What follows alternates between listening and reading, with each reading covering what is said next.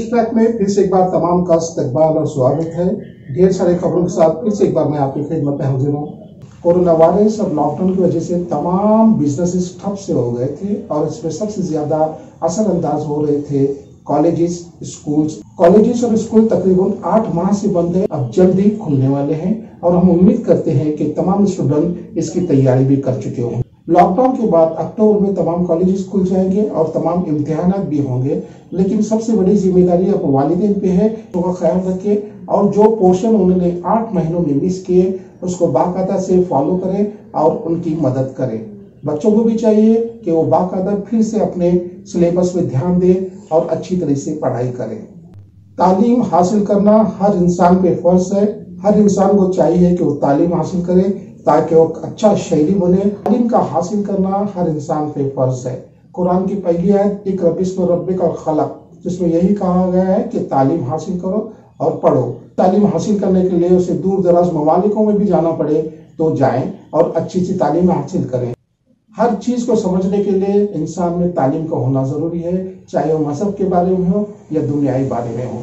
दुनियाई तालीम के साथ साथ इंसान को मजहबी तालीम भी हासिल करना उतना ही जरूरी है जितना वो दुनियाई तालीम के पीछे लगा होता है। ऐसा कभी नहीं होना चाहिए कि आप सिर्फ दुनियाई तालीम के लिए ही कोशिश करें, बल्कि आपकी कोशिश ये भी होना चाहिए दुनियाई तालीम के साथ साथ आप दीनी तालीम भी हासिल करें और मजहब की तरफ भी राग़िब हो जाए, जहाँ पे आप एक अच्छे से इंसान, अच्छे से शहरी बन सकते हैं। शहर बेलगाम में खल्क़ खिदमत का सिलसिला जारी है।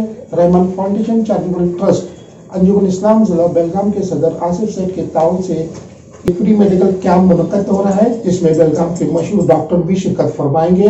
नमस्कार। ಇವತ್ತು ರಹಮಾನಿಯ ಫೌಂಡೇಶನ್ ಹಾಲ್ನಲ್ಲಿ ನಾವೊಂದು ಆರೋಗ್ಯ ತಪಾಸಣೆ ಕ್ಯಾಂಪ್ ಇಟ್ಟಿದ್ದೀವಿ. ಅಂಜುಮನ್ ಇಸ್ಲಾಂ ಮತ್ತು ರಹಮಾನಿಯ ಫೌಂಡೇಶನ್ ಕೂಡ ನಮ್ಮದು ಉದ್ದೇಶ ಇದು ಒಂದೇ ಇದೆ ಅಂದರೆ ಮಂದಿ ಜ್ವರ ಬಂತಂದರೆ ಅವರು ಡಾಕ್ಟರ್ ಕಡೆ ಹೋಗ್ಲಿಕ್ಕೆ ತಯಾರಿಲ್ಲ, ಎಲ್ಲೇ ಹಾಸ್ಪಿಟಲ್ದಲ್ಲಿ ಕ್ವಾರಂಟೈನ್ ಮಾಡ್ತಾರೋ, ಹಾಸ್ಪಿಟಲ್ದಲ್ಲಿ ಇಡ್ತಾರಂತೆ. ಅದೊಂದು ಮಂದಿಗೆ ಧೈರ್ಯ ಕೊಟ್ಟೋದು.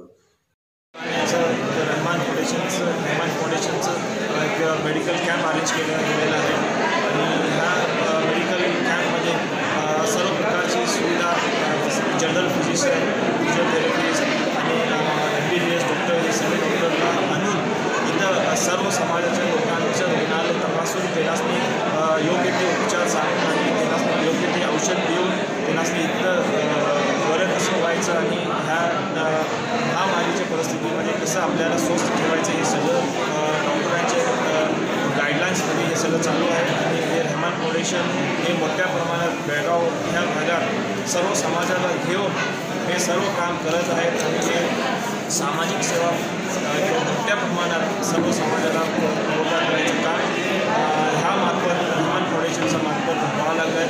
आणि आम्ही सगळेजणी मिळून ह्या फाउंडेशनला येणाऱ्या काळात बळ देऊ ताकी आपल्याला येणाऱ्या काळात जे काही समस्या येणार आहेत त्या समस्यांना लढा द्यायसाठी आपल्याला असले फाउंडेशनची गरज लागणार आहे. म्हणून आम्ही सर्वजण इथं जमलेलो आहोत. त्याच्यासाठी मी आपल्या हे सर्व मेंबर्सचं सर्व समाजातर्फे त्यांचं धन्यवाद करतो की त्यांनी एक मोठ्या प्रमाणात हे कॅम्प ऑर्गनाईज केलं आणि ह्याचा लाभ गोरगरिबांपर्यंत पोहोचवलं. जय हिंद.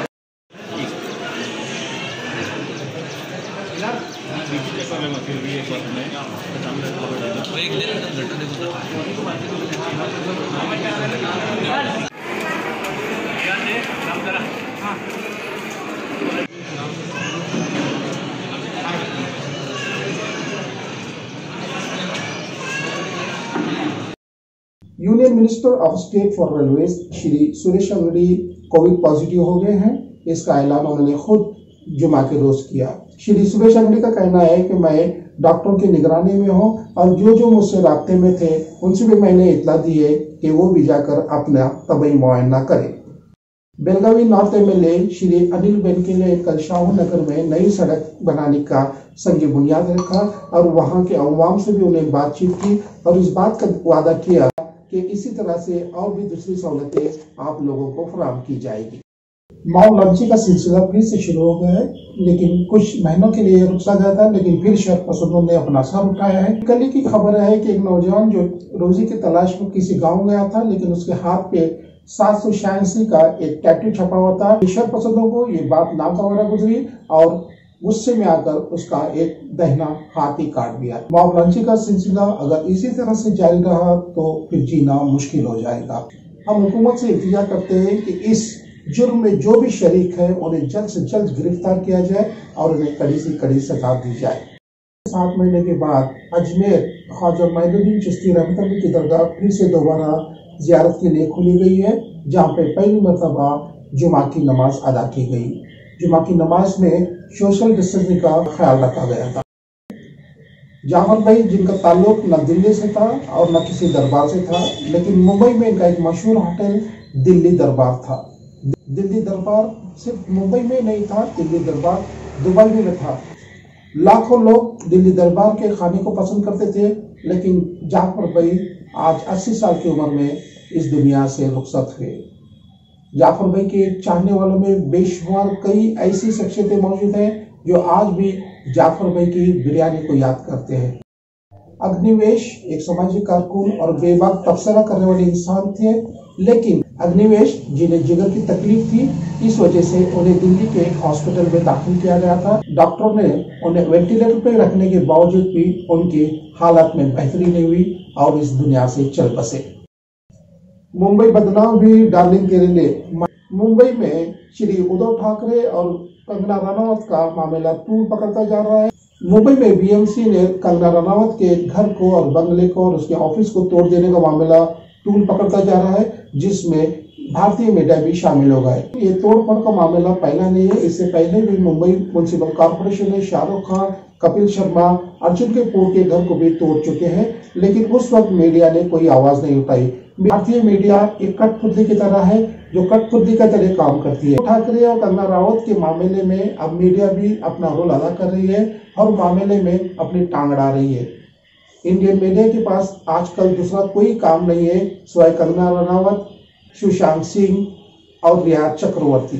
ठाकरे और कंगना रावत की इस कंट्रोवर्सी में पहले मीडिया शामिल थी, अब हिंदू विश्व परिषद के स्वामी भी शामिल हो गए हैं। हिंदू परिषद के कुछ संत श्री उद्धव ठाकरे को ये वार्निंग दी है कि वो कभी भी अयोध्या में अपना कदम ना रखे।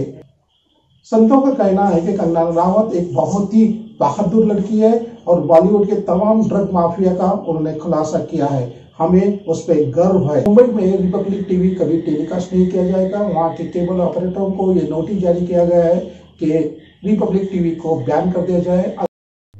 इंसान को 2 बातों का ख्याल रखना चाहिए, गुस्से में कोई फैसला और खुशी में कोई वादा।